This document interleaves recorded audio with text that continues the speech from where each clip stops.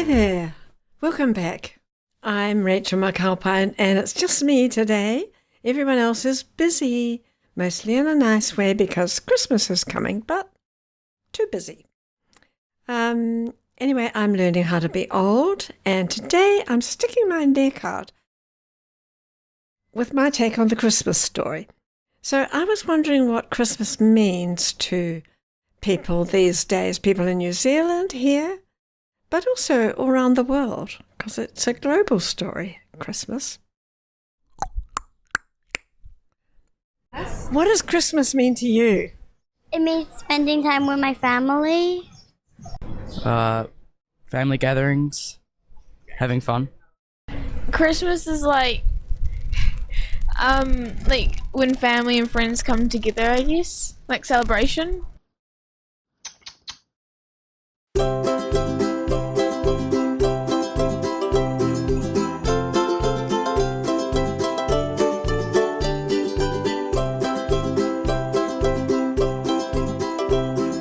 Anyway, I walked up and down Cuba Street and I asked 15 random strangers, what does Christmas mean to you? And the answer that's on the tip of your tongue is probably what the vast majority, 13 out of 15, told me. Yes, it's about family. Maybe that's always been so, I don't know. Pretty much everything else in the world has changed since I was a kid in the 1940s. Yes, a lot of people in Aotearoa, New Zealand, for example, used to eat a great big heavy English meal for Christmas dinner. Hot roast meat, a flaming plum pudding soaked in brandy. You know, such a big dinner that you had to go to sleep afterwards. Like they ate in England, where December means it's cold, it's winter, there's snow, there's ice, overcoats, scarves, woolly hats, squirrels, open fires, suet puddings. People used to send Christmas cards in envelopes with a stamp by snail mail, and they had pretty pictures on them of snow and robins and pine trees. Or a baby in a manger, 3 kings, shepherds, angels, whatever. I know I'm stating the obvious, but I'm just reminding you. Very northern hemisphere. Nowadays, Christmas cards are kind of niche hobby. How many did you send this year? How many did you get, if any? Besides that, inside ourselves, we might feel differently about Christmas when we get old. As guests on this podcast have been telling us, reading is a different experience when we're old. Sleeping is different, eating, friendship, falling, walking, working, loving, they all change as you get old. In the past, I used to almost deliberately get myself too busy and stressed before any holiday at all, until I was at the point where I really needed that holiday. I didn't just want it, I needed it. You know what I mean. I see that happening to lots of people in December. Your role in the Christmas celebrations changes, of course, as you get older, all through life. You start out as that little person who wakes up about 3 or 4 o'clock in the morning and sneaks out to see if Santa turned up in the night. That's not what you are now. You get presents, then you give presents, and eventually you prefer presents that are invisible or at least edible, right? You change from a consumer of Christmas dinner to the cook, and then back again. When you're old, you just eat it again. And everybody's ideas and attitudes about life and religion also change as the decades go by. Have you noticed that? You might appreciate Christmas more or less, whatever. You might become more spiritual or less spiritual. I don't know. But you know.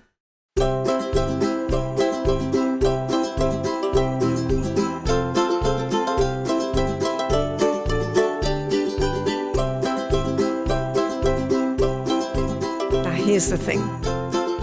If you celebrate Christmas, even though you're not a Christian, never even been inside a church, you got plenty of company. It's a world thing now. Do you know how many countries in the world celebrate Christmas officially with a public holiday? 163 countries, as far as I can tell. And here's the thing, it's certainly not just Christian countries. No. It's a public holiday in states where at least 90% of the population are Muslim. Countries like Jordan and Iraq and Bangladesh. And in India, where only about 2.3% of people are Christians. And what do I know? But I just can't think of any other religious holiday that has that reach around the world. It really took off. And it's still basically a religious holiday. I mean, it starts with that word Christ, first up in your face, unless you spell Christmas with an X, Xmas. So, I'm going all philosophical. I'm wondering,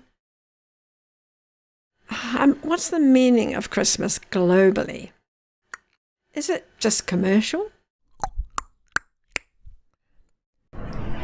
I think nowadays the way it is kind of marketed, so there are these feelings of coziness and the spirit of Christmas. And however, the sad thing for me is that these are connected to purchases, like coziness, buy this drink, buy this cup, buy this blanket, rather than worry about your neighbor who's cold. Is it just fun for children? They do love Santa. It's a holiday. There's jingle bells, Christmas trees, red stuff, green stuff, sparkly stuff, presents and dressing up. There's lots to love here, but again, it's also true of a lot of other religious holidays, isn't it? There are lots of holidays where children have fun. Now, a lot of people say, oh golly, it means Jesus. Faith, family, friends, and adoring the birth of Christ. something along those lines. And that's the origin. That's the backstory. That's the heart of it. But it only makes sense if you're a card-carrying Christian yourself. Now, another version is that the message of Christmas is peace. Christmas is about peace. That's true.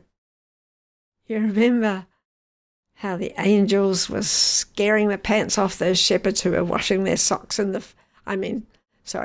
watching their flocks by night.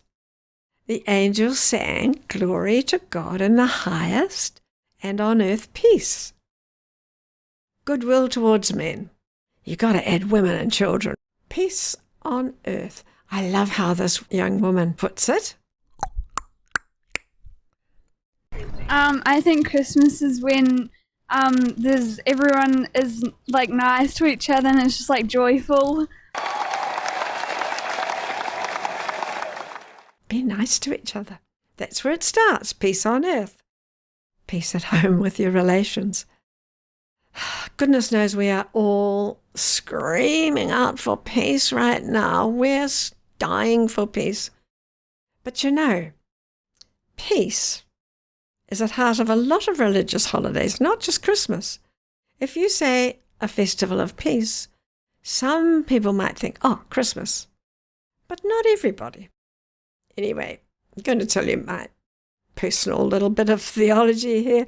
It's a bit woolly, but there's no law against that. Here we go. Maybe the world loves Christmas because it's the tale of a baby. Every baby is adorable, and most people adore a baby. Now, not everyone, I'm not saying that. It doesn't work like that. But most people feel protective. Otherwise, the human race would not survive. You wouldn't be here. I wouldn't be there unless babies had did that thing of being adorable. They cry, they drool, they poo, they rule the household. We have to feed them and clean them and carry them around. And we can't help adoring them. We're made that way. Babies are designed to make us adore them, and we do. When a baby cries, people will do just about anything to make them stop. And babies are so vulnerable. Being adorable is their superpower. It's actually the only power that they have got. So let's be their shepherds and angels. Let's try not to stuff them up. Every baby is so tender. Every baby is helpless and holy. And every baby in a buggy or a cot or a manger, that's a feeding trough, by the way, is a mystery. Who will this baby become? Because they're growing into a person, a worker, a seeker, a star, or maybe a person who will save our poor, beloved, beautiful, broken world.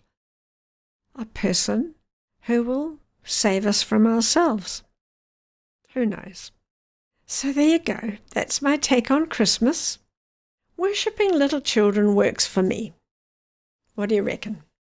The story of baby Jesus being born is one heck of a good story.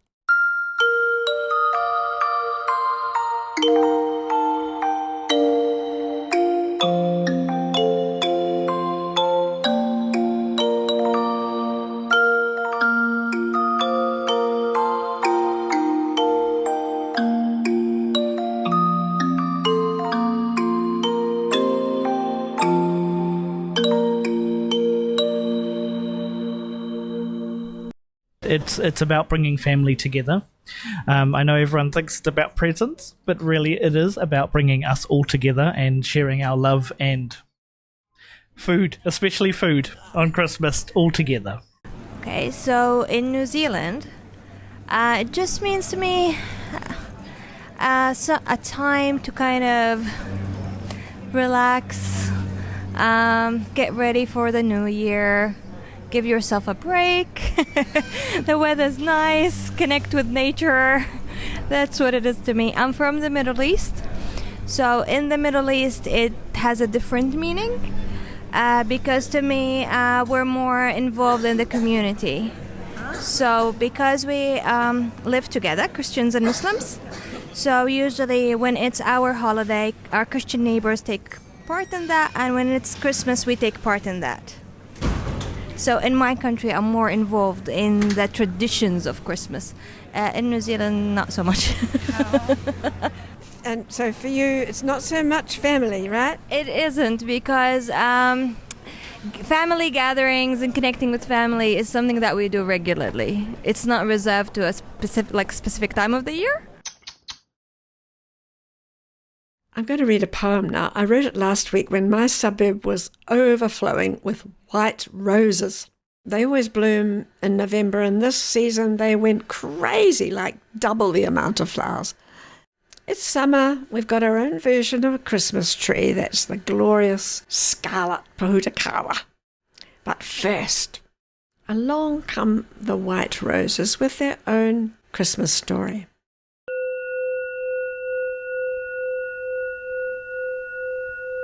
White roses.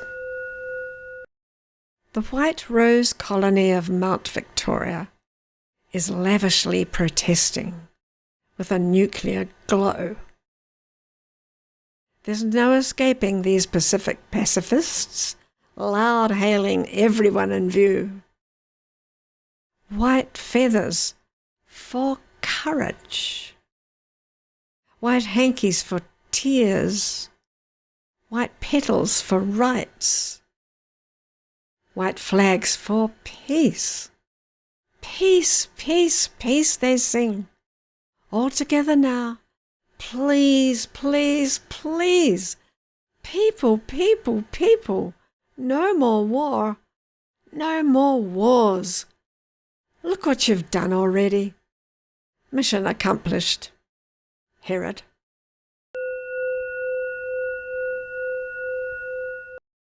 Okay. You'll be doing Christmas your way. Surfing, picnicking, swimming, wassailing, partying, praying, whatever. It's all good. As for me, I'll be having a delicious sandwich on Christmas Day. This year, little family dinner happens a bit early. Everyone goes off to do their own thing. Big family reunion in the new year. And I'll spend most of the summer my favourite way, writing and swimming. Christmas. Yes. Holiday. So quite a busy time for me. So time to get out and do some things I don't usually do for the year. So, and kind of relax where I can. Just enjoy the rest of the year. The classic family and friends. That's all. Thanks for listening. And do have a Merry Christmas and a peaceful Christmas, or at least a happy holiday. Bye for now.